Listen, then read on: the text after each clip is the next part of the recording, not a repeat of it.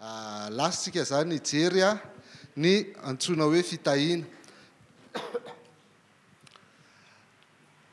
Fanontaniana kely ny apetraka amintsika hoe raha ianao moa zany no omena an'ireto zavatra reto dia inona no ataonao? Voalohany mahazo visa mandritra ny 3 volana any Frantsa ianao. 3 volana fa tsy mahazo miverina ntsony ianao mandrakizay. Fa io 3 volana io ihany. Fa miaraka amin'io dia mena mahazo billet aller-retour gratuit ianao tara-paritana. Mena vola ianao 1 million d'euros. Euro fa tsy ariary. Inona ny ataonao? Ny safidy anankitelo reto zany azonao atao hoe voalohany 1 million zany vola be amin'le VWall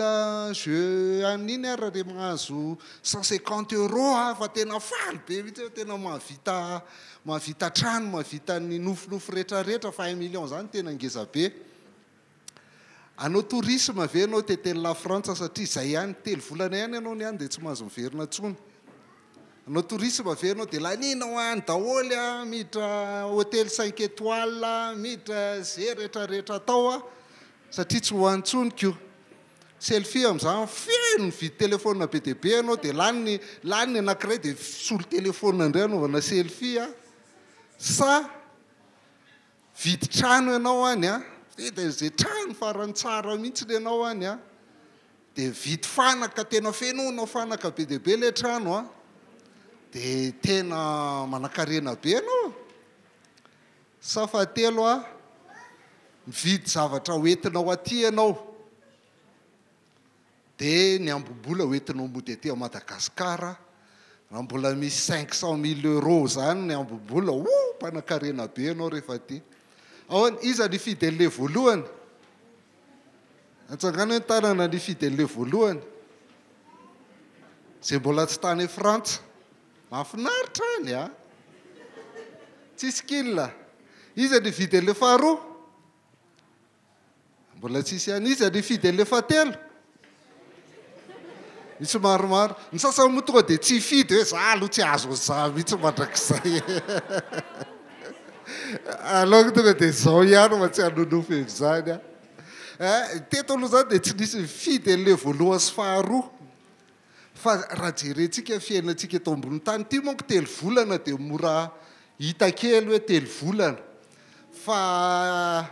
raha fiainana hoe 20 taona ianao mandalo eto tany dia lasa avy eo dia karazana fitahina inona ny tadiavinao na ahoana ny ampiasanao ilay fitahina. Zay ilay resaka hifanaovantsika. Ndao aloha jerentsika ny hevitry ny atao hoe fitahina. Inona ny atao hoe fitahina raha ny tena izy? Ny fitahina tsy ny baiboly namorona an'io fa efa tena zavatra rehetrarehetra amin'ny fiainana mihitsy io zany na ny malagasy na ny rehetrarehetra dia samy mampiasa an'izany teny hoe fitahina zany ary zavatra farany tian'ny olona sy tadiavin'ny olona zany. Ny voalohany indrindra ny fitahina dia izao fankasitrahana. Fitadiavana, fankasitrahana. Rehefa mahazo fankasitrahana amina olona anankiray ianao dia mitady fierovana ihany koa fanampiny dikan'ny fitahina fierovana ihany koa ary fanampiana. Dia eritrereto daholo hoe na tahin'Andriamanitra na tahin'ny Jesosy na tahin'ny razana dia mitovy foana ihany le hevitry le izy hoe ho ankasitrahany ianao dia arovany ianao dia ampiny. Na iza hoe tahiny iza na iza dia ohatr'izay foana ny fipetraky le izy rehetrarehetra satria izao zavatra mitranga. Amin'ny fiainana mihitsy ny fiainan'ny olombelona dia misy zavatra ataonao mba miezaka ianao manao zavatra. Ohatra raisiko as de volant ianao zany hoe ianao dia tena mahay mitondra fiara. Ohatra tena mahay mitondra fiara be mihitsy ny ianao tena ary ianao dia mitandrina tsara mihitsy. Manaraka code de la route tsy manao excès de vitesse tsy manao inona fa dia manaraka tsara ny ara-dalàna. Amin'ny ankapobeny ianao rehefa manao ohatr'izay dia mandeha tsara fiainanao. Fa tsy fantatrao ny ray andro any misy olona mamo sofara moa ny fiteniny vazaha azy dia mandeha mafy be izy avany dia ianao ny priorité dia efa nandeha milamina tsara ianao manao priorité izy tsy priorité dia izy mandeha mafy be dia domo lohanao potika ny fiaranao azonao misy zavatra ohatr'izany tsy miankina aminao efa mba niezaka ianao nanao zavatra tsara fa misy zavatra ohatr'izany tsy miankina aminao dia misy fahavoazana ihany ny fiainanao dia izay no mahatonga ny olona mitady fitahiana mba hisy hery hafa kotrany hiaro anazy amin'iny zavatra iny mba hisy hery hafa kotrany hanampy azy ohatra mpamboly ianao dia mamboly tsara ianao ataonao tsara fambolena manaraka ny teknika mpambolena tsara mihitsy ianao sy ny rehetrarehetra tonga Eliakim tondraka ny tanimbolinao maty daholo le voly rehetrarehetra nga zany miankina aminao tsy miankina aminao zany na tsy maninona fa any Tsinanana zany fitsika eto Antananarivo tsy tonga tsisy orana indray tsisy anondrahanao n'le izy tsy miankina aminao ny toetrandro dia tratra ianao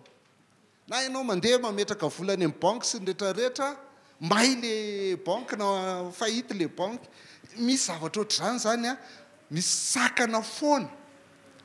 tsy miankina aminao dia izay no mahatonga ny ary io nefa tsy azonao toerina azonao atao ihany mametraka fasika eny ambony tafo sy ny rehetrarehetra fa tsy azonao sakanana mihitsy ny cyclone tsy hiditra eto Madagasikara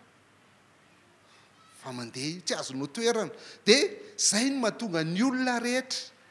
na kristianina izy na bouddhiste izy na hindoiste izy na saintoiste izy na confucianiste izy na taoiste izy na zéiste rehetrarehetra na silamo izy na mpanompo sampy izy mitady hery hafa le bebe kokoa noho izy hitay azy dia eo zany le hoe hitay azy tady fankasitrahana amin'io avy loatra ty zavatra ty ry zalahy midina kely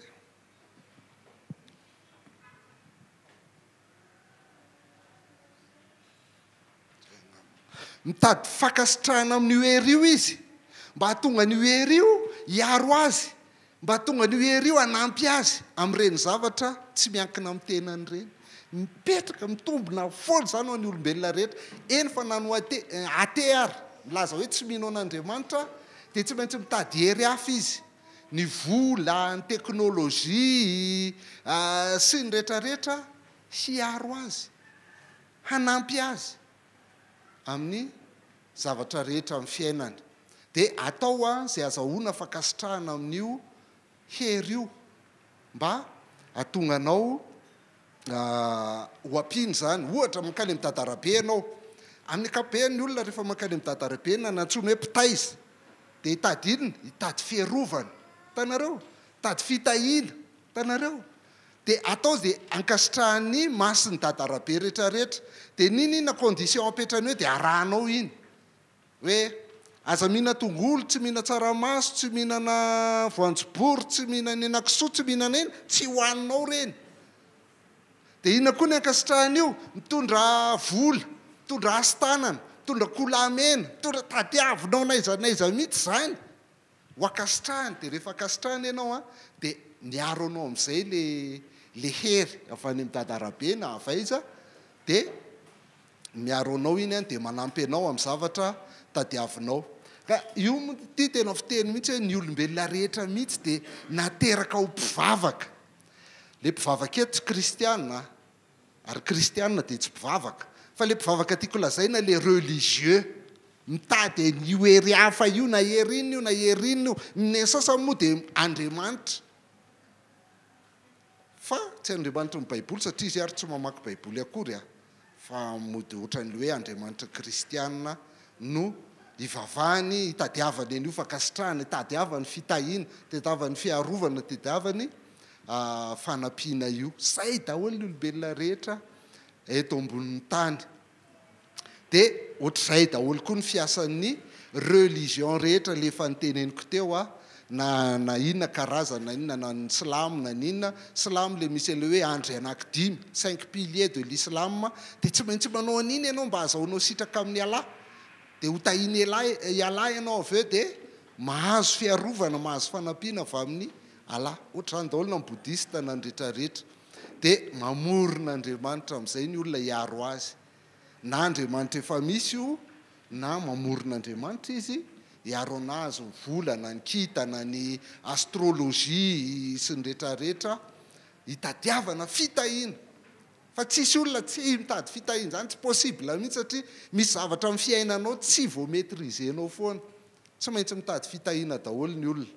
dia mba azahoana fitahiana dia tsy maintsy atao izay akasitrahan'ilay Andriamanitra izay hitadiavanao fitahiana raha izay ny fitahiana amin'ny ankapobeny manahoana amin'izay fitahiana ao anaty baiboly jerikely an'io zay tsika ny fitahiana ao anaty baiboly inona ny lazain'ny baiboly momba n'izany fitahiana izany na amin'ny fiteny tsotra fotsiny arany ny atao hoe fitahiana dia bénédiction nisarahako le izy satria mibene avy amin'ny teny latina tsara diction teny tena heviny ara-baky teny zany étymologique dia hoe miteny tsara miteny tsara rehefa miteny zavatra tsara ianao zay ny atao hoe fitahiana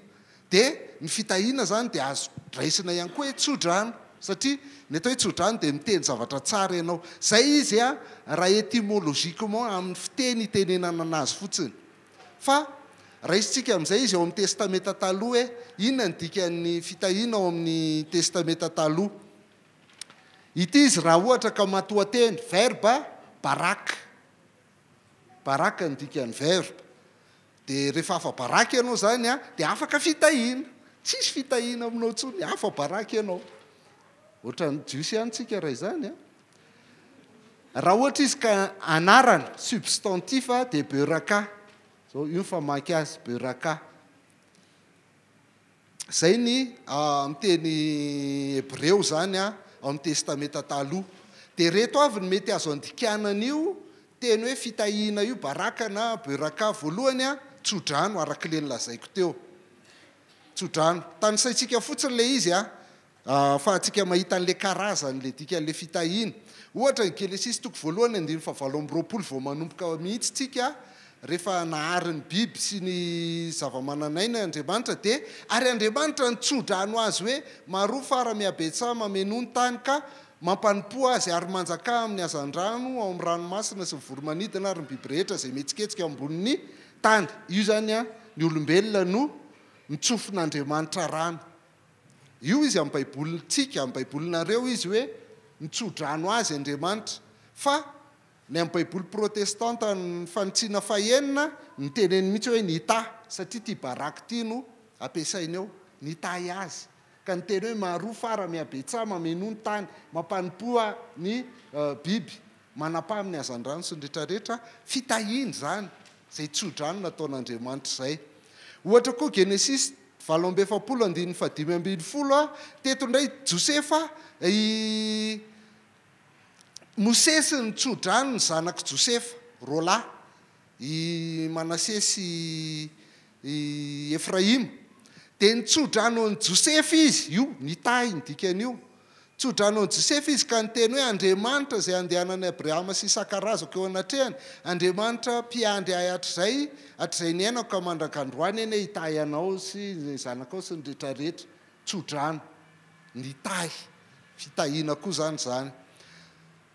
hitantsika rehefa mitsodrano rehetra zany ny ohatra ny tsodrano ny Arona ao amin'ny nomero toko 9 hitahy anao anie Jehova ka hiaro anao ampamirapiratra ny tavany aminareo anie Jehova ka hamindra fo aminareo sy ny rehetrarehetra tsodrano fitahiana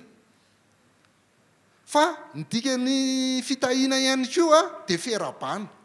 raha vao fampiaraba fotsiny dia fa fitahiana zay fanonana fitahiana zany hoe fitenenana zavatra tsara Samuela voalohany toko 5:13-17 dia miresaka an'io hoe dia tonga teo amin'ny Saoly Samuela ary i Saoly taminy hotahin'ny tompo anie ianao efa nahatateraka ny tenin'ny tompo tonga vao tonga zany Samuela dia nirabo Saoly dia ny fiarabany Saoly hoe hotahin'ny tompo anie ianao tena fiarabana mihitsy a tsodrany fitenenana zavatra tsara ho an'lay le olona zay fitahiny zay. Eto indray izy a iny zany fetraikany fa tiany teny mihitsy le baraka mpanjaka faharoa toko fahefatra andiny fahasivy amby roapolo hoe aroa Elisa tamin'ny Geazy misy kina rento eny an-tananao ny tehiko ka mandehana raha mifanena amin'ny olona ianao aza mierahaba azy ary raha misy mierahaba anao aza mamaly azy akory apetrao eo amin'ny tavan'ny zaza ny tehiko io mierahaba aza mierahaba azy mazava ho azy rehefa mifanena amin'ny olona ny atao dia mierahaba fa ny teny ampiasainy amin'io mierahaba io a dia ity baraka ity aza mitahy azy dia raha zay moa nandikana anazy zany dia tsy azontsika hoe ahoana tokoa moa olona fanena aminao ve dia tahinao fa ay le dikany mierahaba mirarisoa salama shalom sy ny rehetrarehetra dia efa fitahiny zay io amin'ny teny frantsay izy dia zay ny anaovany azy nouvelle bible seconde ty amakiko azy ity Élisée dit à Géasi passe une ceinture terrain prends ton bateau et va si tu rencontres quelqu'un ne le bénis pas io aza mierahaba azy ne le bénis pas et si quelqu'un te bénit ary raha misy mierabanao ne lui réponds pas aza mamaly azy tika zany zany natao hoe fitahina dia fiarabana ihany koa mpanjaka faharoa toko fahafolo andiny fahadimy ambin'ny folo dia mbola fiarabana ihany dikany a rehefa niala teo jeo dia nakany amin'ny nahitany Jonabada zanak'alahany Rekaba avy nanantona azy nierahaba azy izy ary niteny taminy hoe mahitsy tahaka ny foko va ny fonao amin'ny fonao va ny foko amin'ny foko va ny fonao tsy haiko tsony namaly Jonadaba hoe eny raha izany ary no izy hoy jeo dia aoka hifandray tanana dia natolo ny tanany ka nampiakariny jeo aminy tao anaty kalesy fitondra miady izy io nanantona izy dia nierahaba azy fa io nierahaba azy io a dia ohatr'izay qui vient à sa rencontre il le bénit et il dit ton cœur est-il sincère comme mon cœur l'est envers les tiens voilà dia zay zany a ny atao hoe ny fiarabana ihany koa dia fitahina fitenenana zavatra tsara dia fankasitrahana olona kasitrahanao matoa arabainao dia fankasitrahana sy fisaorana moa amin'ny telo gasy dia mipetraka tsara mihitsy hoe mahaiza misaotra sy makasitraka ny tomponahary ny fidy anao fa midika ny fitahina ihany koa dia fisaorana amin'ny akapobeany ny salamy fahatelo amby zato andiny voalohany haitsika tsara ao hoe miaraka amin'ny teny rehefa avy manoratra nareo salamy fahatelo amby zato andiny voalohany isa roatelo ary zay rehetra atao anatiko misaorany naramasiny misaorany Jehovah ary fanahiko ary aza misy adinonao ny fitahiny rehetra misaora rehefa ataontsika amin'ny teny frantsay izy dia mon âme bénit l'Éternel tout ce qui est en moi bénisse son saint nom mon âme bénit l'Éternel n'oublie aucun de ses bienfaits rehefa fisaorana ao anaty baiboly zany ao amin'ny testamenta taloha matetika dia io baraka fitahina zay a no tena dikany a lazaina ao anatin'ny fisaorana dia fankasitrahana araka le efa niresahantsika teo eto zany tsika manomboka mijery zavatra hafa amin'izay fa ho resahantsika le fandraisanao any atao hoe fitahina tsy olana iny ho resahantsika izay fa eto aloha miainga le izy hoe tena hevitra iny atao hoe fitahina dia fisaorana fankasitrahana an'le olona zay arabainao fankasitrahana an'le olona zay miresaka aminao oabolana 7 faharoapolo zay fankasitrahana izay hoe ny ankasitrahan'Andriamanitra ny olona mahatoky izay olona mahatoky dia mahazo fitahina be fa izay mamay tahana-karena dia tsy ho afa-tsiny eto zao tsika mahita ny tononkalo hébreu io inona io parallélisme antithétique ty fitahina be ty tsy afa-tsiny ty mahatoky ty mamay tahana-karena mifanohatra le zavatra teneniny ny fitahina be a dia io zany le hoe raha vao mahatoky ianao fidèle amin'Andriamanitra ianao a dia ankasitrahan'Andriamanitra tena ankasitrahany fa raha arena ny tadiavinao dia tsy ankasitrahany ianao zay le hoe tsy afa-tsiny ianao satria tsy ankasitrahan'Andriamanitra zay ny dikan'ny fitahina ao anaty baiboly amin'ny testamenta taloha rehefa adikany tena hoe fitahina izy dia fankasitrahana zay. Genesis 12 jerentsika akaiky io rehefa avy eo andininy 2:7 ahatonga anao firenena lehibe sady hitay anao, dika zany hoe ankasitraka anao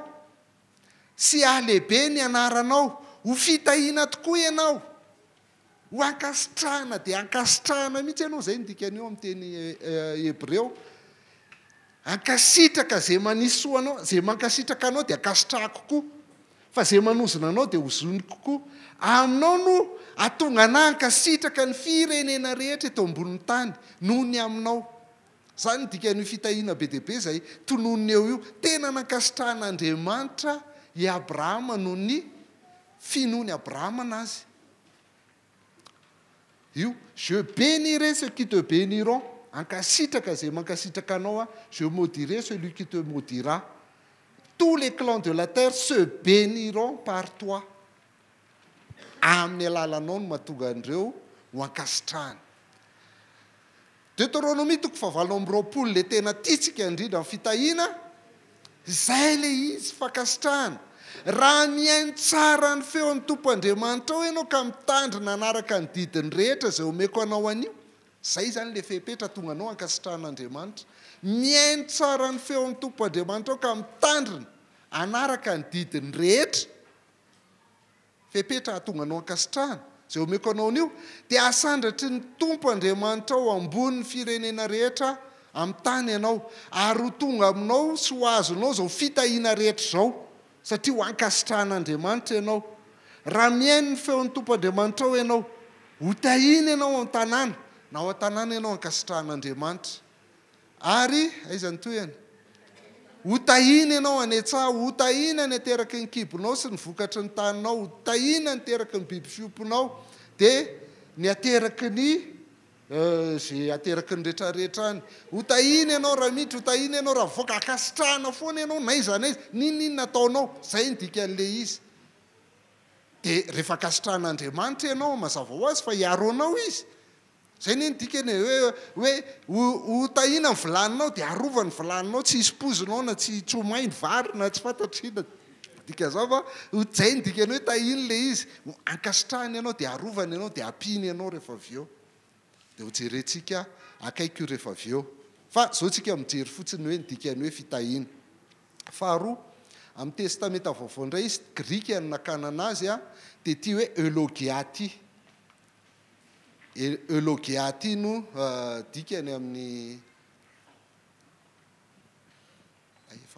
efa lasany enko amin'ny teny hebreo. Fitahina ny dikan'io eulogia io zany Galatiana 2:7-9 be dia be izy fa tsy tanysaitsika daholo fa ohatra fotsiny meko anareo mba ho tonga amin'ny jesy ny fitahinany Abrahama. Io ty zany le eulogia ao amin'ny Kristy Jesosy, ary mba ho raisitsika amin'ny finoana ny teny fikasana amin'ny fanahy. Zay ny fitahina voalohany. Romanina 5:20-7-20. Ary fantatro fa raha makany aminareo dia andeha amin'ny fahafenon'ny fitahiny Kristy, eulogiany Kristy. Zay le fankasitrahany, le zavatra ataony, le fanampihany Kristy, le fiarovany Kristy, ny fahafenon'ny zavatra rehetra ao amin'ny Kristy. Izay ny anaraka ana rehefa makany aminareo aho ozy izy Paoly mantsy ny Romanina. Fa ny eulogia koa dia midika hoe fisaorana. Petraka foana zany le fisaorana ao anatin'le izy, le tsodrano. Jakoba 3:7-10 tena zay mihitsy ny andikany azy rehefa miresaka lely izy. Avy amin'ny vava ray ihany ny voan'ny fisaorana, fitahina sy ny fanozonana. Fisaorana ty eulogiany ny andikany an'ity fisaorana ty. Rahalako tsy mety raha misy zany hoe vava ray ihany no sady hitahinao ny olona no anozonanao ny olona, dia fisaorana koa ny andikany azy eo. Raha matoa-teny izy dia eulogeo. Eulogeo avy amin'iny hoe éloge. Éloge miteny tsara ho ana olona anankiray ianao, mandokadoka olona, zay ny éloge. Dia avy amin'io teny hoe eulogeo io no ny angano raha matoa-teny dikany dia hoe mitahy. ka le mitahy eto a dia manatanteraka ny teny fikasana, zany hoe rehefa nyteny Andriamanitra hoe zao atao dia hainy manatanteraka an'iny, dia rehefa manatanteraka an'iny izy dia mitahy anao izy zay, haitsika tsara zay. Ny fanatanteran'Andriamanitra ny teny fikasana zany no atao hoe fitahiana eto. Asan'ny apôstôly 7:5-20. Ianareo ny zanaky ny mpaminany sy ny fanekena nataon'Andriamanitra tamin'ny razanareo raha hoy izy tamin'ny Abrahama hoe amin'ny taranako no hitahiana ny firenena rehetra ambonin'ny tany. Io zany le hitahiana voalohany. Ho anareo aloha ny nananganan'Andriamanitra ny mpanompony ka nanirahany azy mba hitahiana anareo amin'ny fialanareo tsirairay amin'ny faratsianareo, mba hitahiana anareo zany hoe anatanteran'Andriamanitra nyty teny fikasany ity hoe ho ankasitrahan'Andriamanitra ny taranaky Abrahama. Ho anareo aloha fa condition mila miala amin'ny faharatsianareo ianareo tsirairay avy azahoanareo an'izay fitahiana izay. Fanatanterana ny teny fikasana zany ny atao hoe fitahiana. Ohatra koa ny Galatiana 7:7. Koa zay manana finoana no tahiana miaraka amin'ny Abrahama ilay mpino. Hitanareo io miankina amina finoana foana le fitahiana tahaka ny Abrahama. Dia ny Abrahama tena nitanteran'Andriamanitra ny teny fikasana rehetra ho an'ny Abrahama, dia rehefa mino anao dia mahazo an'io teny fikasana io koa. Verenantsika ihany io Galatiana 7:7 io koa rehefa avy eo. Ny farany hojerentsika dia ty hoe elogetos. Elogetos rehefa io elogetos indray ny tenenany azy dia nidikany hoe isaorana. Mbola le fisaorana ohatran'le teo ihany. Isaorana ane fa zao io zany omeko daholo ny andininy rehetra misy an'io anaty Baiboly. Ny andininy rehetra misy an'io anaty Baiboly dia na io an'Andriamanitra ray na io an' Jesosy Kristy zay ihany. Tsy misy olona zany elogetosyavana. Mety ve zany teza. Le isaorana le teny hoe isaorana eto, afaka misaotra olona ianao fa tsy elogetosy ny tenenanao azy ao amin'ny Baiboly, fa misaotra fotsiny tsisy fitahiana. Fa raha vao le fitahiana hoe isaorana dia Andriamanitra foana zay ny teneniny ao anatin'io fitahiana fisaorana io. Reto ny teny rehetra misy fisaorana voalohany, Matthieu 7:7. Ary ny vahoaka zay ny aloha azy sy izay nanaraka dia niantsoantso hoe hosana ho any zanaky Davida, isaorana anie io elogetos izay avy amin'ny anaran'ny Tompo, hosana ny amin'ny avo indrindra. Hitaditsika izy rehefa le niditra tao amin'ny lahady zany zao ny atsiarovantsika an'io. Amin'ny lahady sa amin'ny herina? Tsy rapitsy fa amin'ny herina. Ny fetin'ny sapakazo. Inona ny filazanareo azy? Sapakazo? Sambandrofia.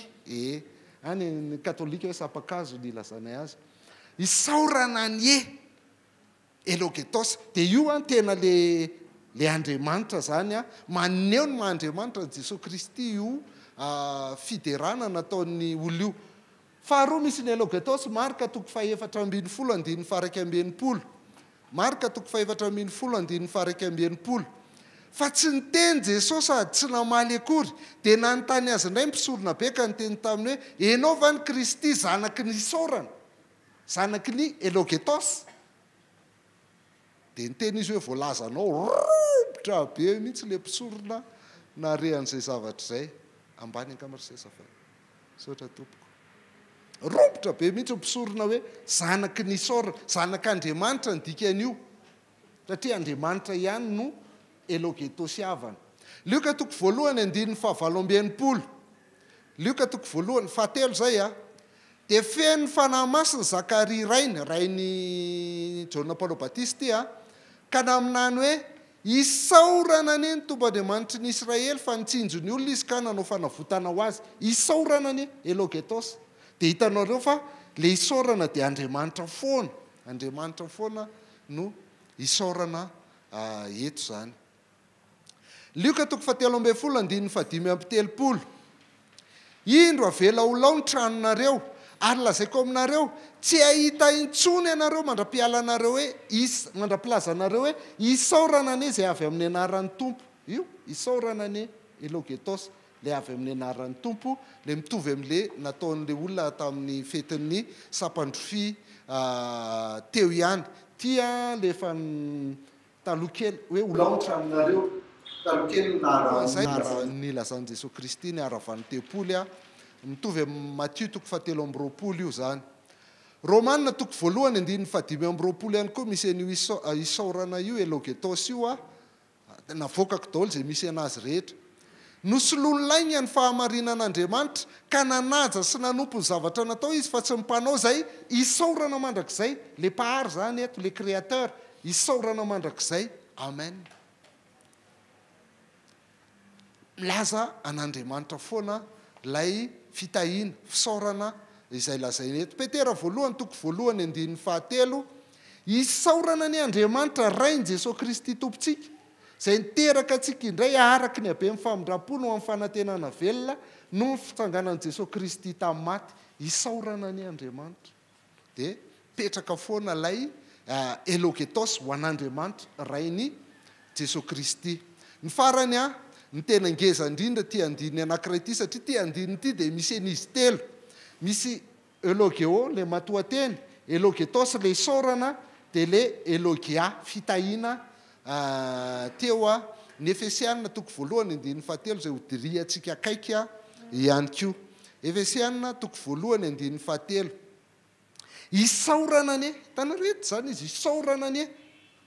Andriamanitra rainy Jesosy Kristy. Tanareo verina foana fa le isaorana dia le Andriamanitra rainy Jesosy Kristy tompontsika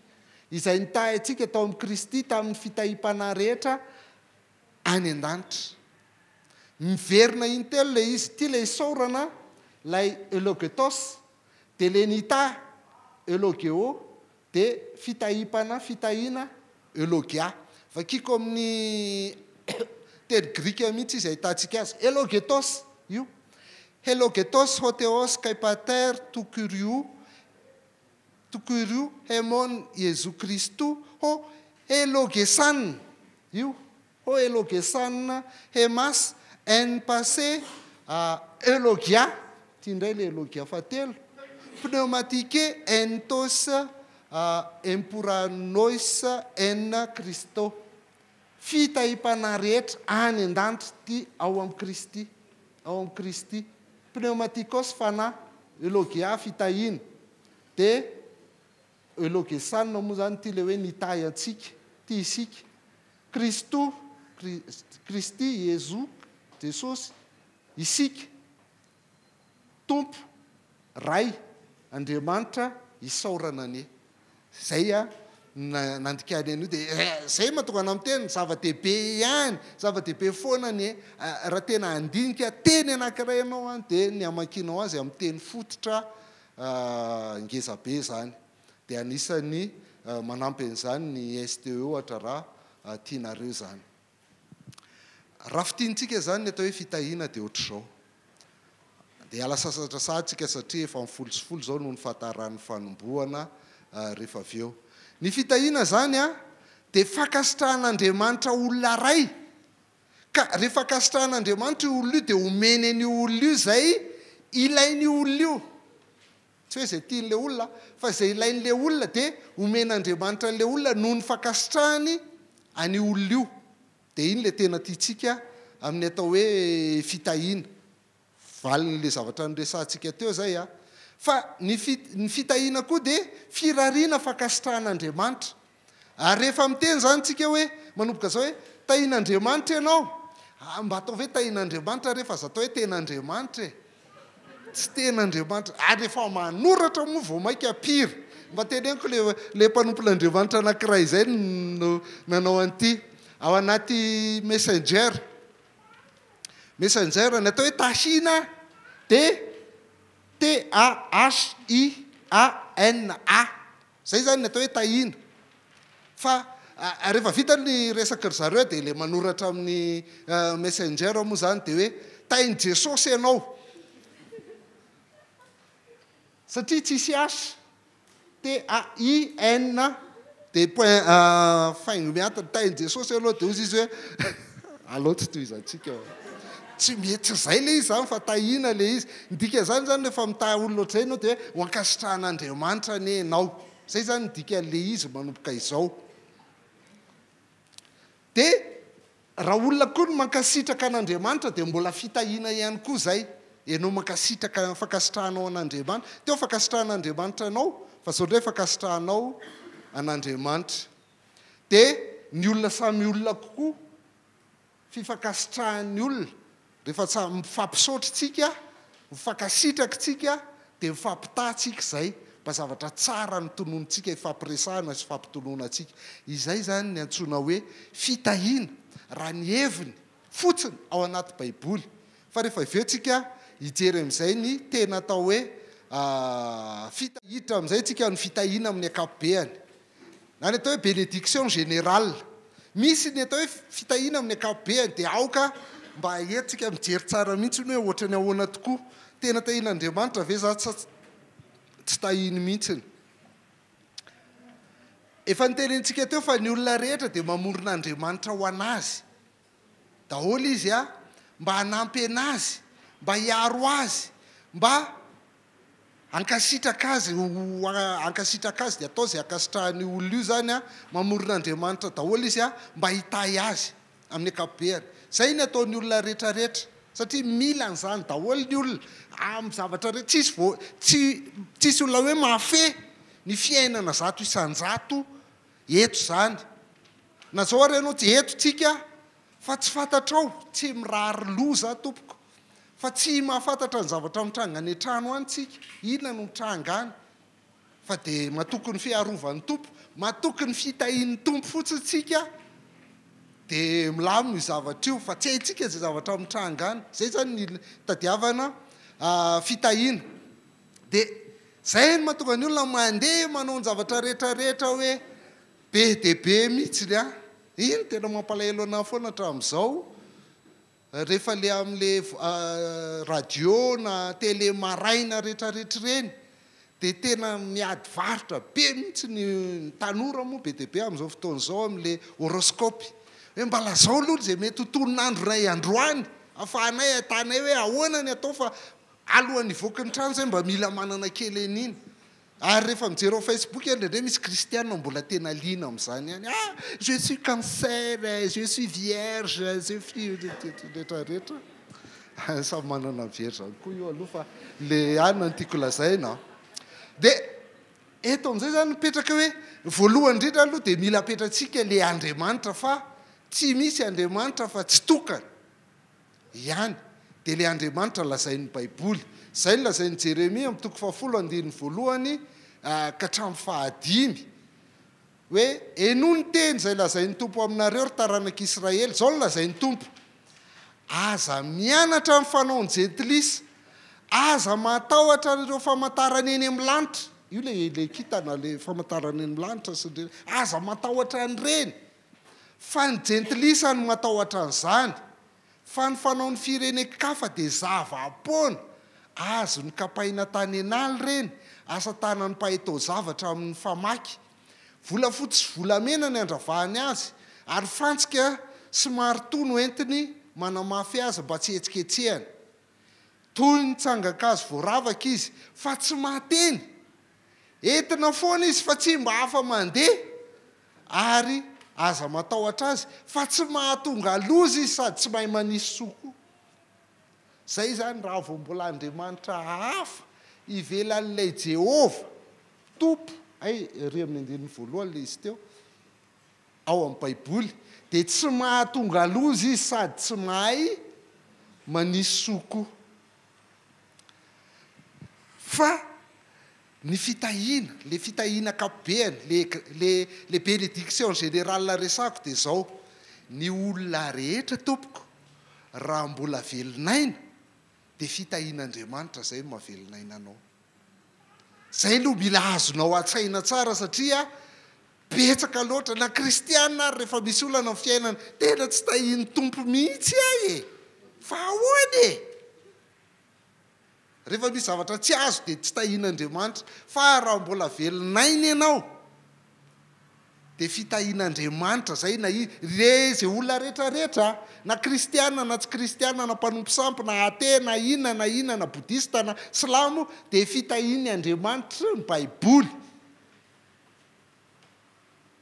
daholy izany rehetrarehetra zany. Ny Deutéronomie toko 2:7-7 dia hitantsika an'izany be dia be ny andininy fa zay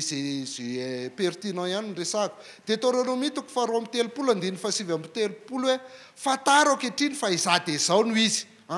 Andriamanitra no miteny, Jehovah no miteny. Ka tsy misy Andriamanitra eto akaikiko. Izany mahafaty sy mahavelona. Io, le mamoron'Andriamanitra zany dia vizana fotsiny izy fa tsisy Andriamanitra koa reo akaikin'Andriamanitra. Izy ihany no mahafaty sy mahavelona, ary zany maharatra sy mahasitrana, ka tsy misy mahafaka amin'ny tanako. Zay le Andriamanitra tsika, avaminy daholo zavatra rehetrarehetra io, na izy ianao na izy eto ambonin'ny tany, satria izy nahary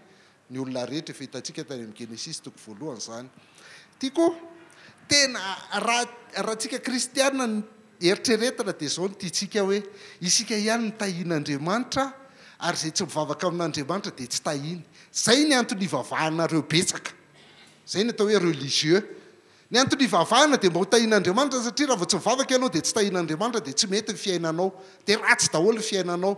Dia mieritreritra foana ny olona hoe ny olona tahian'Andriamanitra zany dia mpanan-karena be daholy, dia zay tsy tahian'Andriamanitra dia rambony daholy. Satria zany tokoa voasoratra, olohany ianao fa tsy ho rambony. Fa andao jereny na any am-pianarana na aiza na aiza, marina foana ve zany? Tsy voatery marina zany tompoko, tsy voatery marina zany. Na eo fiainana moa efa manomboka ame manan-karena daholo zala pastera mpitady fitahiana rehetrarehetra eny fa mbola tsy tafiditra any amin'ny top 100, mbola tsisy tafiditra any amin'ny top 100 mpanan-karena indrindra eto tany, mbola olona mpanobizina ihany ny tafiditra any. Fa ina mahatonga andreno any? Fitahian'Andriamanitra zany. Fitahian'Andriamanitra zany, fa eto tsika dia efa mahita tsara sahady hoe inona le mahasamihafa an'le izy. Ny Matthieu toko 5:5-7 tena ngeza be mihitsy hoe mba ho tonga zanaky ny rainareo zay any an-danitra ianareo, fa izy mamposaka ny masoandrony amin'ny ratsy fanahy sy ny tsara fanahy. Raha ataontsika hoe tsara ny mahazo anjara masoandro dia mahazo anjara masoandro daholo na ratsy fanahy na tsara fanahy. Mahazo daholo. Ndreba ny tantaran'le olona anankiray hoe tsy olona anankiray fa nanao tafikia-masina nakany Mananjary zahay, dia vaky pneu le izy, dia vavaka, dia voavavaka mihitsy vita vavaka natao dia iny nisy tômôbila nijanona, nefa teo zany tsy nisy nijanona mihitsy ny tômôbila, ny sakanana hoe hitondra le hoe aiza namboarina amin'ny pneu, fa le tômôbila nijanona tena tômôbila sady mahafantatra hoe atsy akaiky tsy misy vulca, sady nitondra sady ny rehetrarehetra. Dia ny teny izao hoe nory zareo vavaka venona teo an'iny tômôbila iny, ary raha tsy mivavaka izy dia ahoana? Tena nisy olona nidoika be anahy mihitsy hoe tsy nisy iny rangara tsy mivavaka izy oh re olona, fa Andriamanitra venana hoe alaiko ty camion ty afeniko aty ty vavaly isany, raha mivavaka lisa dia apetrako ty camion ty eto tondra lisa, raha tsy mivavaka ty tsy ho eto. Iny camion iny nge fa niainga tamin'ny fotoana taty Antananarivo dia nandalo dia tonga tany na mivavaka izy na tsy mivavaka nandalo teo foana iny ary nijanona foana iny camion iny. Fa ianao tian'Andriamanitra hifandray aminy, tian'Andriamanitra hiresaka aminy, fa ianao tsy miresaka aminy raha tsy vaky ny pneu anao. Zay neny olana no zany problème zany atao hoe fitadiavana fitahiana, tsy izy mihitsy zany. Dia hoe mieritreritra ve raha tsy hivavaka ianao zany dia efa naheno ve nareo hoe fianakaviana anankiray dia taolana daholo sisa ny hita ao anaty tômôbila satria ampanina teny an-dalana teny izy, tsisy olona nanampy azy mihitsy satria tsy nety mivavaka ireo fianakavian'ireo, dia taolana sisa tavela. Efa naheno an'izany ve nareo? Tsisy izany, tsy maintsy misy mamonjy foana iny na mivavaka izy na tsy mivavaka. Fa raha vavaka ny tadiavanao fitahiana dia religieux, mitovy amin'ilay religion rehetrarehetra zany. Satria ny Andriamanitrantsika dia mamposaka amin'ny masoandrony amin'ny tsara ratsy fanahy sy ny tsara fanahy. Fa tsy mbola nahita mihitsy ianao hoe iny mandeha dia andro atoandro be nananahy dia misy bandy anankiray maizina be daholo manodidina anazy. Tena ratsy fanahy tokoa iny bandy iny ka. Efa nahita zany ve ianareo? Tsy tompoko, mahazo anjara masoandro daholo ny olona rehetra. Ny orana mampilatsaka ranorona marina sy ny tsy marina lena daholy ary raha mbola besarety ianao mipetraka na marina ianao na tsy miakatra tondra-drano foana any fa tsisy zany hoe rehefa marina zay a dia riny rano be dia be dia manodidina ny tranonay tonga dia maina be daholy na efa nahita ianao hoe na izy na ny anarana mpivavaka be na inona mpivavaka be izy dia mandeha avy ny orana dia izy tsy manao tsy mitondra elo izy tsy manao impere izy tsy manao ninina mandeha dia tsy lena mihitsy tonga dia vily daholy ny orana rehetrarehetra manodidina fa zany tadiavintsika amin'ny atao hoe fitahian'Andriamanitra za lohany za dia hafa mihitsy nitondran'Andriamanitra ny fiainana efa nahita olona venao tsy mbola narary mihitsy izy hatramin'izay ny ainana tsisy ka zay ny Andriamanitra tsika zay manome an'izany rehetrarehetra any ohatra anankiray meko anareo ty za tsy miteny hoe ay dia azam-pina zany reny fa raha afaka manampy ianao sy manana fo antra amin'izany ianao a dia ampio reto zandrikely reto satria misy olona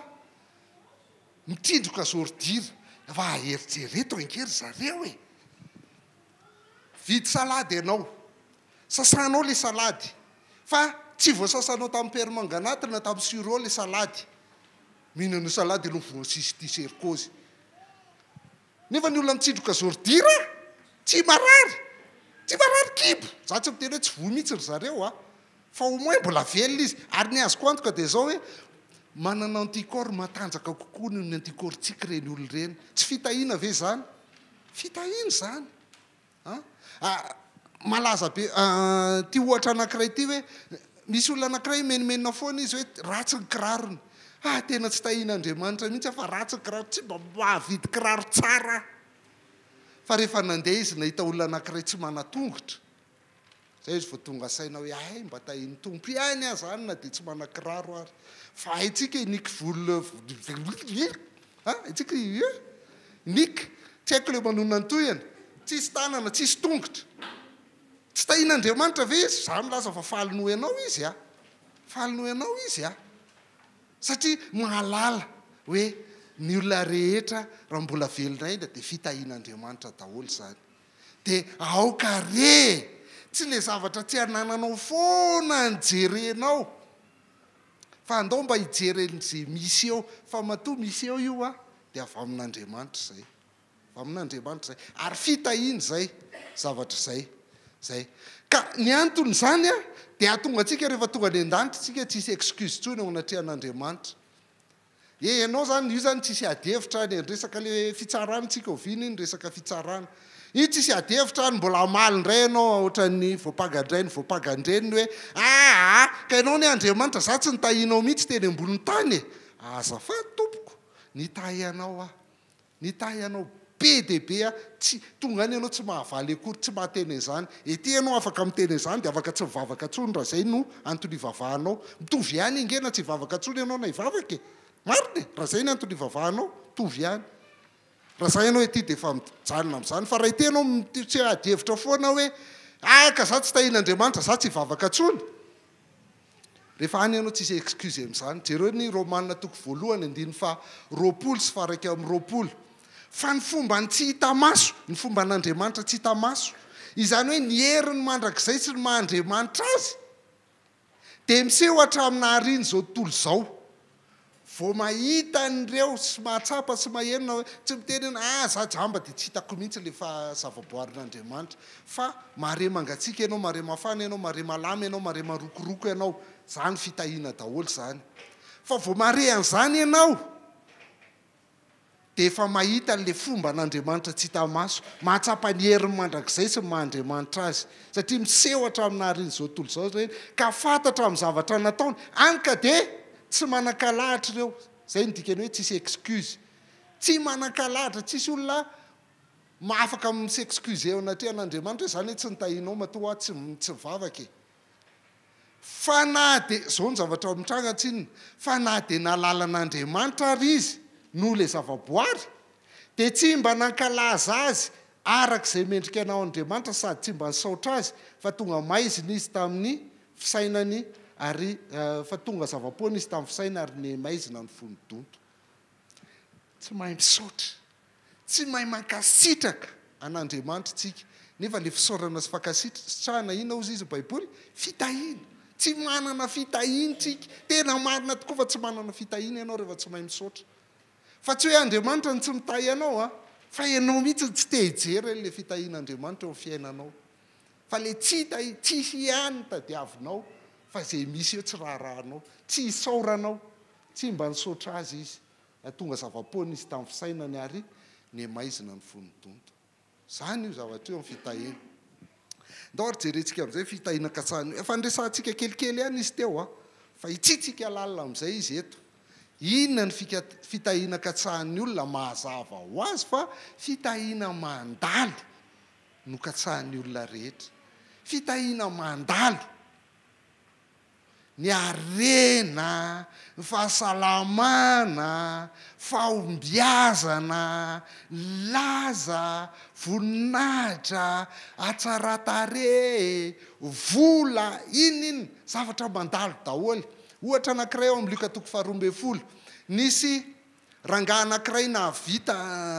tahian'Andriamanitra tsara izy dia naomby tsara ny famboleny niakatra be vokatra efa vita ny silo anankiray mbola namboarina indray silo anankiray dia zao no teneniny amin'izay mitsara ry fanahiko mihinana dia mivokisa dia misotro dia mitsara dia mifalia fefa azonao zay ilainao milamina ny fiainanao manomboka izao fa eo daholo ireo aren'ireo fa hono izy Andriamanitra taminy ry adala anio alina ihany dia alaina aminao fanahinao dia ho an'izy ireo no arianao ireo tanareo tsisy maharitra laza raha tsy hoe manana laza manana voninahitra zany ny tena fa tadiavinao mihitsy ikatsahanao nyty fahombiazana lavy ity Petera voalohany toko voalohany 2:4 tena tiako ty Petera voalohany toko voalohany 2:4 ty ary amin'ny teny gasy izy tena tiako be mihitsy le sary teny anaovany azy ozy izy hoe nofo rehetra dia tahaka ny ahitra ary zay mety vonainy dia tahaka ny voniny ahitra malazo ny ahitra ka mihitsana ny vony androany izy tsara tarehetsy le ahitra fa rapitso iny dia maina ohatr'izany mihitsy ny voninahitry ny olona dia zany ny tadiavina zany ny katsahana fatratra amin'ity fitahiana ity fahasalamana araka lazaiko teo dadanay hatramin'ny nahaterahany ka mandrak'androany dia mbola tsy narary nify mihitsy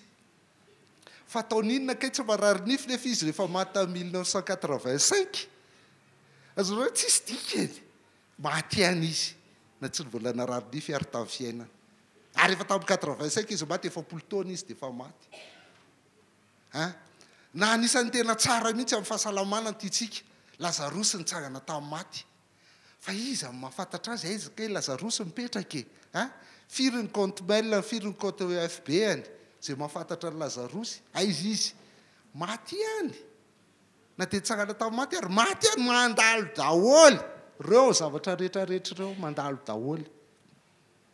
nefa dia zany no antony ivavahana mba ho tahiana mba hanana an'ireo zavatra mandalo ireo palahelo Matthieu toko fa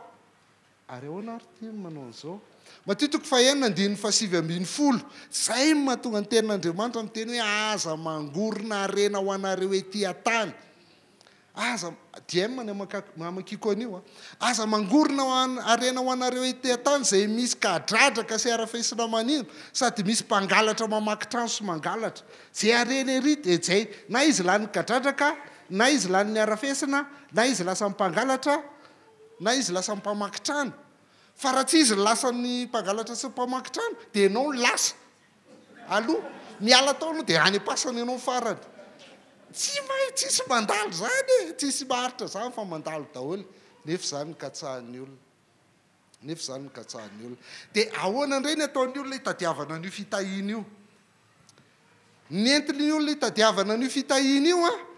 dia azato isan-jato na kristiana na mpanompo sampy na silamo na boudiste na hindoiste na saintoiste na taoiste na confucianiste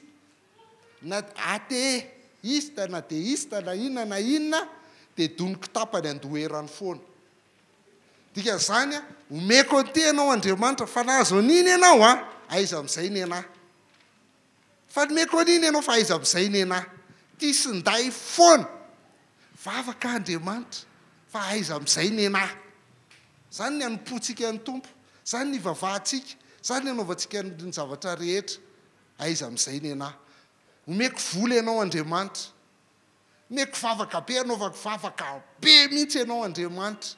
tsy sakafo mihitsy afa ifadianina Andriamanitra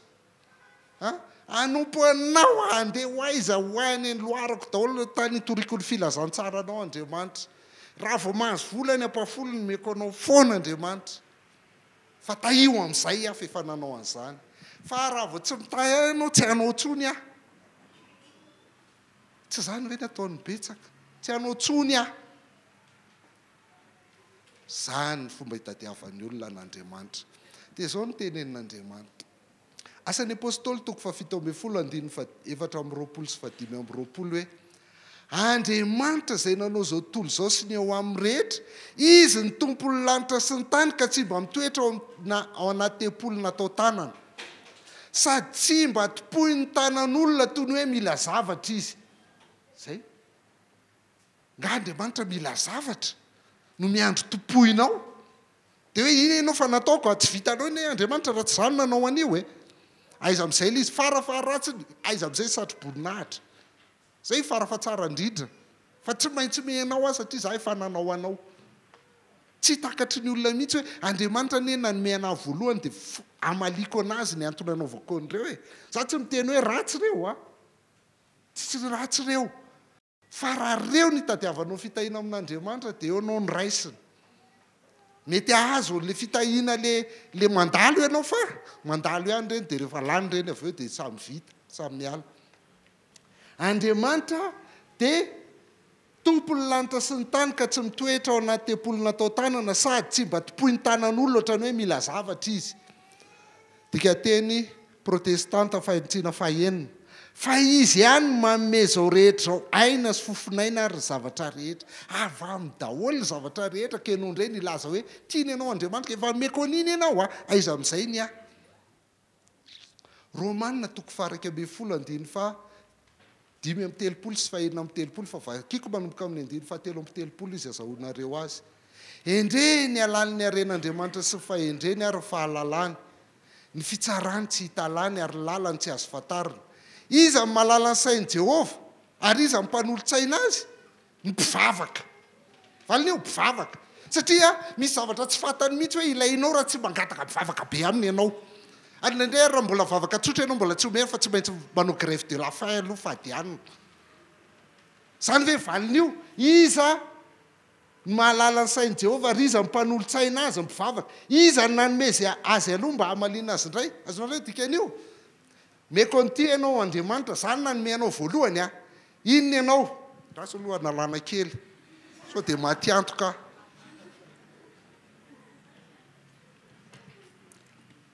meko ianao aloha meo amin'izay ary rehefa avy eo taovy be dia be mihitsy avy zato eny tsy manaiky raha vao tsy avy zato eny iza ny nanome azy aloha mba hamalina azy indray dia inona ny hamaliny azy izy ny valin'io zany dia izy Andriamanitra ihany izy ny avian'izao zavatra rehetra zao fa tsy mpivavaka akory izy no miazona an'izao zavatra rehetra zao fa tsy mpivavaka akory ary izy no anton'izao zavatra rehetra zao fa tsy mpivavaka akory dia izy aneny meno amboninahitra mandrakizay fa tsy mpivavaka akory amen dikany hoe amen tanteraka tokoa anie zany ary tanteraka foana zany fa tsy hoe saika takory ny dikan'izany io no voasoratra anaty baiboly avy amin'Andriamanitra zavatra rehetra fa tsy avy amin'ny tsy ianao mpanolotsaina azy ka ny antony ivavahanao dia hoe tena tsy fatatr'Andriamanitra ity raha tsy ny teny efa nisy an'izany ve na ny ray aman-dreny faran'izay ratsy ny eto tany ary dia samy teo ihany ny fianakaviana rehetrarehetra samy teo ihany ny fianakaviana rehetra ny atoandro amin'ny raika amby folo amin'ny roa amby folo amin'ny ray misy an'le série iny tsy haiko na mbola misy zany série zany na tsisy dia variana mijery série eo le renim-pianakaviana dia le zanaka eo miandro hoe dia samy mijery série tonga dia amin'ny telo tapitra le série dia izy le zanaka hoe neny tsika eny mbola tsy nihinam-bary dia eo le ray aman-dreny le reny vao te sy ho ihany ianao Andriamanitra fa nangataka tampo fa ratsy ry zanako nangataka tampo fa raha tsy nangataka ianao tsy nahazo fa nisy ray aman-drenina anao an'izany ve na dia ray aman-dreny ratsy ary le va rehefa masaka amin'io fa dia miandro fotsiny hoe raha tsy mangataka ianao tsy homeko tsika zay ratsy ary tsy manao an'izany amin'ny zanantsika dia Andriamanitra ve manao izany antsika averiko ihany tsy miteny hoe aza mivavaka fa raha zany ny antony ivavahanao dia tsy izy fa ny tadiavin'Andriamanitra dia ianao mifampiresaka aminy ao a fa kazontsika sao dia lazainareo le bandy koa tsy tia mivavaka mihitsy za miresaka aminy miresaka amin'ny raiko foana na roviana na misy vary na tsisy vary izy ny aviany zavatra rehetra tiako mbola anankiray ngezabe salamo fa 5:17 ka hatramin'ny 17:10 jereo tsara ty a le ataontsika eto dia zao hoe dominao tapany aloha Andriamanitra dia zay vao mandoherany efa nomeko an'iny ianao Andriamanitra izy amin'izay fitahiana ho anahy dia zao ny anaovan'Andriamanitra azy mihaino ry oloko fahiteny a ry Israely ao mihaino fa hanambara aminao a izany Andriamanitra dia Andriamanitra ao tsy ny fanatitra ao na nanarako anao ary eo anatrehako mandrakariva amin'ny fanatitra dorana natolotra ao tsy aka vatombola ao amin'ny tranonao a na osolahy ao amin'ny valanao fa amin'ny biby rehetra ny anala sy ny biby fiompy arivoarivo eny an-tendrombohitra fantatro ny vorona rehetra eny an-tendrombohitra ay avokoa zava-metsiketsika eny an-tsaha raha anaona dia tsy ilaza aminao fa azo ao tontolo zao zay rehetra ao aminy mihinana ny ofilomba lava na misotro ny rano osolahy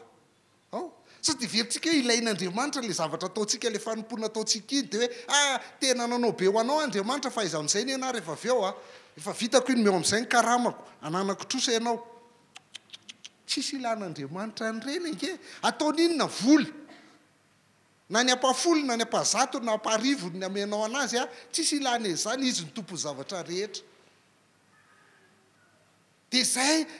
ary pitipe ny olona atao an'izany aloha avy aloha ny ampafolo-karena dia ho tahian'Andriamanitra aloha fa iny mbola iny le anazy fotsiny iny fa mbola misy fanatitra mbola misy vokatra mbola misy inona ny rehetrarehetra avy eo lany fanananao le riny diana amin'ny 4 avy eo anao mbola 4 ihany tsy 4 zao mbola le fiainanao iny ihany ny fiainanao tsy mety mitombo mihitsy dia rehefa miteny ianao maninona tsy mety azy le izy dia fotsiny izy hoe ka ianao tsy manam-ponoana ka vitany aminao zany ka ny religiosité atsika io hain'ny olona io dia manao pastera daholo ny olona rehetra dia miakatra grady foana izy avy aoriana amin'ny pastera fa akana ny volanao mieritreritra ianao fa rehefa manome an'iny ianao dia ho tsy isy ilan'Andriamanitra an'iny raha anaona tsy ilaza aminao fa azo ao tontolo zao zay rehetra eo aminy donc tsy zany ny fomba fitadiavana fitahiana amin'Andriamanitra tao anatin'ilay andiny-tsoratra masina mivakitsika rehetra teo dia averiny foana ty teny ty hoe zany nanao ny lanitra sy ny tany anah daholo ny zavatra rehetrarehetra eto noho izany tsy mila zavatra avy aminao anakely ary tsy azonao tambatambazana satria zany tompony zavatra rehetra zany ny Andriamanitritsika zany ka hoe ankasitraka anao na hitahy anao satria mba nanome zavatra kely anay ianao tsy zany ny fitadiavana fitahiana amin'Andriamanitra tompoko fa zany reny andiny reny tsy menantsika mihitsy reny rehefa le anonona fitahiana ao atsika izy nga reny menanao mihitsy Deutéronomie 7:20 ihany menanao ka ho jerentsika izy zao ahoana ny Deutéronomie 7:20 tompoko andao jerentsika dia andao amaky baiboly zay agasy mahay mamaky baiboly eto za tsy pasteranareo tsy pasteranareo za tsy makavolanareo za tsy mitaizanareo mianatra mamaky baiboly ny ataontsika eto dia ataoko mafy tsara izy raha tsy hanome arinareo tsisy olona nyza za ny Andriamanitra mamelona anah foana vakitsika eo ny Deutéronomie 7:20 raha mihaino tsara ny feo amin'ny tompo Andriamanitra ao ianao ka mitandrina anaraka ny didiny rehetra zay omeko anao anio dia asandratry ny tombo Andriamanitra ao ambonin'ny firenena rehetra amin'ny tany ianao ary ho tonga aminao sy ho azonao zao fitehiana rehetra zao raha mihaino ny feo amin'ny tompo Andriamanitra ao ianao namaky tsara ve nareo no ny olona rehefa mamaky an'io dia ty ihany ny vakiny ho azonao zao fitahiana rehetra zao dia nytoy any rehetra vakiny tsara rentsenjery mihitsy tahina ny volaninao tahina ny botifotsinao tahina ny akokelinao tahina ianao mivoaka tahina ianao mitahina daholo rehetrarehetra fa ty tsy vakiny andao le vakitsika tsara le izy raha mitandrina anaraka ninona ozy izy didininona sura am'izany ve anao vitanao ve zany laza zay mavita e rehetra zay lazainy eo zay vao azy zao fitahina rehetra zao ahoana misy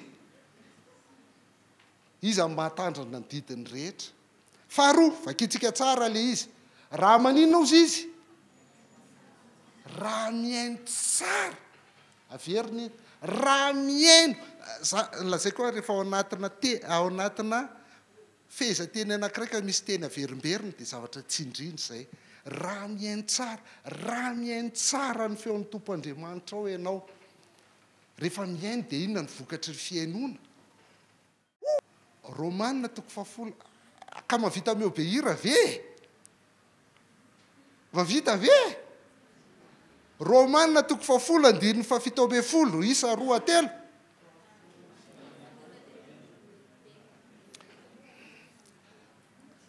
fanaraka kokoa amin'ny teny grika le baiboly protestanta fanotsiana fahenina dia ohatr'izao ny zavatra teneny hoe ny finoana dia avy amin'izay enoina ary izay enoina kosa dia avy amin'ny tenin'ny kristy rehefa miaino ianao zany dia miteraka inona ho anao le izy miteraka finoana atao inona finoana hebreo toko faraka amby folo andininy fahenina hebreo toko faraka amby folo andininy fahenina raha tsy amin'ny finoana dia tsy misy azo atao aninona vala tsy misy azo atao azahoana sitraka aminy fa izay manantona an'andriamanitra dia tsy maintsy mino fa misy izy sady mpamalisoa izay mazoto tady azy finoana zay ny andrasan'ny tompo aminao finoana ary efa nyteneniko foana zay hoa eto amikasy mamaiko baiboly tsisy mampianatra anao manaova an'izao aza manao an'izao fa rehefa mino zavatra lazain'ny soratra masina ianao miova ny fisainanao rehefa miova ny fisainanao dia manaraka an'iny zavatra ataonao rehefa avy eo zay le hoe finoana manaraka an'iny zavatra ataonao rehefa avy eo io ihany ny azahoana sitraka aminy fakasitrahana inona dika fakasitrahana fitahina inona ihany zany ny azahoana fitahina amin'andriamanitra finoana ihany dikan'izany tsy avy amin'ny zavatra ataonao zany mihitsy ny fitahina tompoko satria raha vao avy amin'ny zavatra ataonao dia tsy maintsy avy amin'ny 100% fa tsy mety raha vao misy latsaka anankiray io fa avy amin'ny finoana ao ihany ny azahoana fitahina avy amin'andriamanitra tsy isy azo atao azahoana sitraka aminy raha tsy amin'ny finoana dikan'izany ny fitahin'andriamanitra zany dia fahasoavana fanomezana maimaim-poana ho an'ny olona tsy mendrika araisina amin'ny finoana zay ny atao hoe fahasoavana raisina amin'ny finoana fa raha vao manao zavatra ianao dia miandry valiny dia ndika zany anananao trosa zany andriamanitra tsy zay anananao trosa zany andriamanitra dia ozy izy ny romanina toko fahefatra andininy fahefatra manao hoe ho an'izay miasa dia tsy isainao fahasoavana ny karama fa inona trosa rehefa miasa ianao mandritry ny ray volana dia anananao trosa ny patronanao amin'ny farany volana tsy maintsy manome anao izy satria anananao trosa rehefa manao zavatra amin'andriamanitra koa ianao dia anananao trosa andriamanitra dia tsy maintsy manome fitahinanao izy satria ianao nanao zavatra taminy fa ndeo ifampitaky-trosa kely ary miakatra ny vidin'ny jiro miakatra ny vidin'ny rano amin'izao fa le rano rehetra azonao tamin'andriamanitra ny sosotroanao sy ny sasanao sy le narianao fotsiny sy le nanondranao kabine aloavy amin'andriamanitra kely reny azafady raha vitanao ao izy mavita mandohan'izany miakatra ny jiro fa io masoandro io nandritra ny fiainanao aloavy amin'andriamanitra io raha vitanao mandohan'io iza zany manana trosa tsika manana trosa amin'andriamanitra akoatra ny trosa-pahotana tsy resahako fa le mbola zavatra materiel ny resahantsika ho an'izay miasa tsy isainao fahasoavana ny karama fa ho trosa fa ho an'izay tsy miasa kosa nefa mino io le finoana izay manamarina ny ratsy fanahy dia ny finoana ny isainao fahamarina basotsika ve mba fahitantsika ve eo andiny-tsoratra masina eo fa zany miaraka amin'andriamanitra zany atao hoe fahasoavana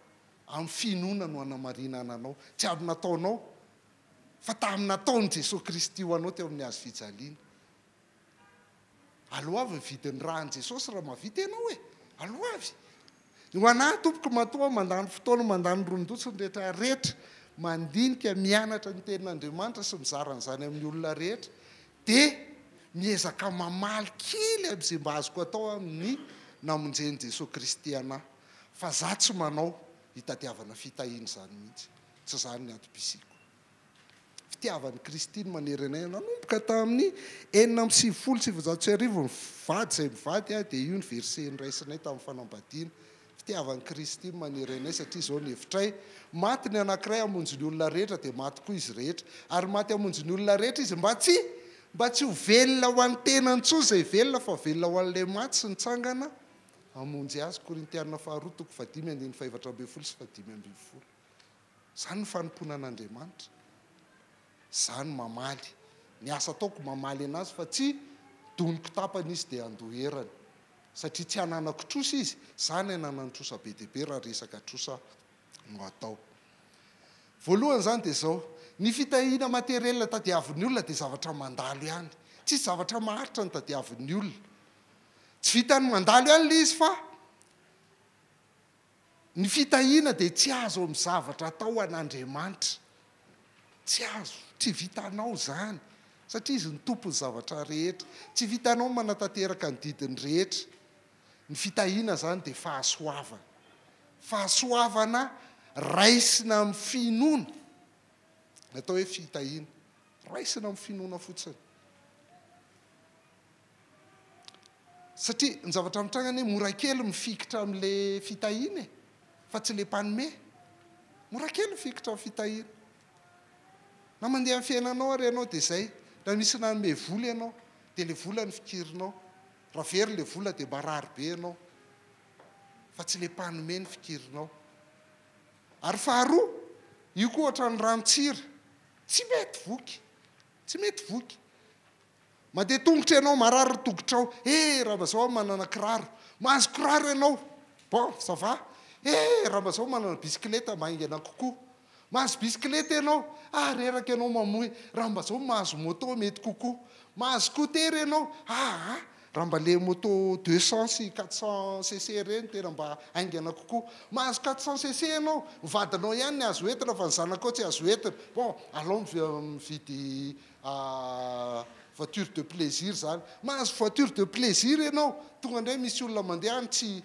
mbola zaka. Bon, alao soloina Starex. Mahazo Starex ianao, dia mandeha rehefa ratsy ny lalana tsy mety mandeha Starex. Alao mividy hélicoptère. Mahazo hélicoptère ianao, tsy mety vidy avy ao. Ninona tsy misy afa-po zany amin'ny zavatra matériel zany tompoko. Dia nefa eo anelanelana iny ianao menomenona foana, tena tsy tahin'Andriamanitra mihitsy afa tsy mety mahazo 4x4. Inona zany no tena atao hoe fitahiana?